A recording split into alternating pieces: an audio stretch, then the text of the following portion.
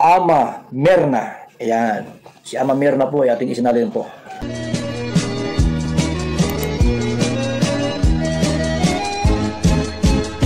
Ayan, good morning! Si Ama Mirna muling bumabalik para magbigay ng konting reaction. Ang aking bibigyan ng reaction ay tungkol dito sa video ni Red Saint Vlogs. Naku, good vibes lang po ito mga kalingap ha. Huwag pong dibdibin. Nagbibigay lamang po tayo ng saya dahil nung napanood ko ang video ni Red Saint ay natutuwa ako at talagang nakaka-relate din ako. Nangyari rin sa akin ito nung ako'y kabataan pa. At hindi lang nung kabataan, maging ngayon, pag may mga ganitong pangyayari ay nangyayari po talaga ito. Hindi po ito negative ha, positive lang po ito at good vibes lamang po ito. Ito ay tungkol nga doon sa pa-snack ni Carla.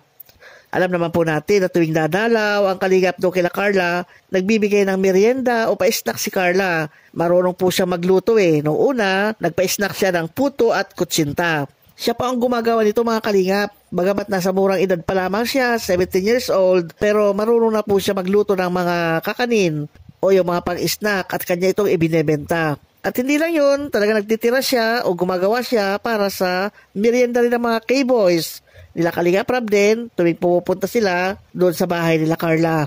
Itong huli nga ay nagluto sila ng sinukmani.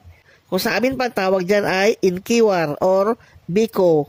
Ang bait-bait talaga ni Carla, talaga naghahanda siya tuwing dumadalaw sila Kalinga Prab. Isa si Carla kasi sa tinutulungan ngayon ni Kalinga Prab. At talaga nga naman, napakasaya pag si Carla ang binablog nila. Maraming umabang dito dahil dito sa tambalang Jomar at Carla. Pero ang bibigyan ko ng pansin dito o bibigyan ko ng reaction dito ay yung pamerienda niya. Sabi ko sa title ko, sa thumbnail ko na ang pa-snack ni Carla ay nawawala. Saan napunta? Alam na this. Sabi ko nga nakaka-relate ako ng ganyan. Hindi maiwasan talaga yan na pag ganyang may mga kainan ay nag-i-enjoy talaga tayo. Ini-enjoy natin yung pagkain. Pag hinahandaan tayo ng pagkain, doon sa lugar o sa bahay na ating pinupuntahan, di ba?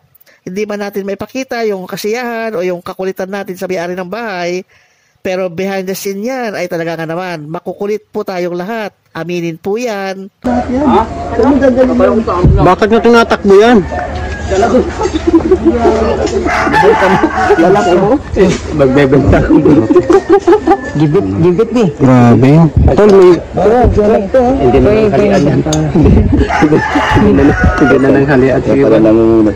Paano ko makakakuha niyan? Bawal kamayin dyan. Hinahanap na ito. Balik na natin.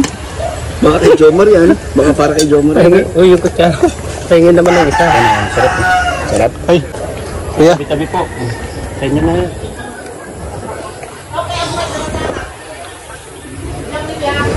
Isa pa. Isa pa. Balik na natin dito. Huwag na, dito na lang. Nahanap nila Hinanap nila. Tapos Dr. Lab naghahanap. Asa na kayo? Kalalabas ng ubos na agad. Talaga naman Kaya sa'yo natin magkasama Ay, good vibes lang po mga kabayan. Salamat po. Good vibes, good vibes. Tingin lang. Sarap to. Ba't nagdahan ka? Hindi, walang plato. Sarap to. Ha? Sarap.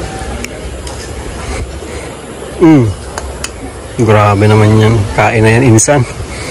Gutom na yan, insan. Kuya. Grabe naman kain yan, insan.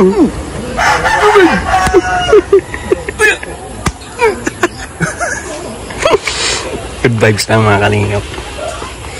Mga kalingap, ayoko na. Uy, yung ano. Pahingi kami. Susundan ka namin yung mga kalingap. Lahat na lang hinakot nyo Lagi. Dito nga sa mga K-boys, nung naibigay na yung merienda nila, habang abala si Kalinga Prab, si Jomar at si Carla sa scene na kanilang ginagawa o sa interview na kanilang ginagawa, ay abala rin itong mga Kalingap boys. Itong mga nasa behind the scene. Abala saan? Abala sa pagkain. Abala dito sa pagtatago ng pagkain. At abala sila dito sa kakulitan. Talagang inilalayo pa nila ha. Kunwari pa sila, nahihiya silang kumain pag nandyan sa harapan. Pero inilalayo nila at doon sila nag-aagawan sa likod. Doon sa malayo. Kakaiba sila ay, hindi pala kakaiba. Katulad ko pala sila. Kaya it's a tie. Ganyan din po kami, lalo na magkakasama kami magbabarkada o magpipinsan, magkakamag-anak. Ganyan din po ang nangyayari sa amin. Pero dito sa behind the scene na ito, hindi naman po sila lang nandyan. Nandyan po sa tabi nila si nanay, si tatay. Yung nanay ba ni Carla, tatay ni Carla, ganoon din yung mga kapatid niya. Nandyan din sa tabi nila. Kaya kung anong man nangyayari sa kanila, nagkakainan sila, ay nakikita ng mga magulang ni Carla yan. Hindi lang sila nakukuha ng kamera, syempre. Pero nandyan sila sa tabi. At good vibes lang naman po ito, di ba? Nakonsuladahan ko lang bigyan ng reaction itong portion na ito. Yung paglalayo, inilalayo nila yung pagkain, merienda, na inihanda para kila Kalinga Prab. Para malaman din po ninyo kung ano ba talaga nasa behind the scene. Kasi ang nakikita lang natin ay yung video ni Kalinga Prab na kulitan ni Jomar at ni Carla. Yun lang ang nakikita natin. Para makita rin natin kung ano yung nasa behind the scene, ay ito na nga, ipinakita ko na nga itong isang portion na ito, na habang abala sila Kalinga Prab, abala rin sila sa pagkain ng merienda at pag-aagawan pa ng merienda. O, di ba? Ang saya-saya talaga. Marami sila Marami silang nandoon. Mababait po sila mga kalingap. Medyo may kakulitan nga lamang, pero in totality, napakabait po ang mga Kalingap boys. Napaka-supportive po nila sa Kalingap, lalo na kay Kalinga Prab.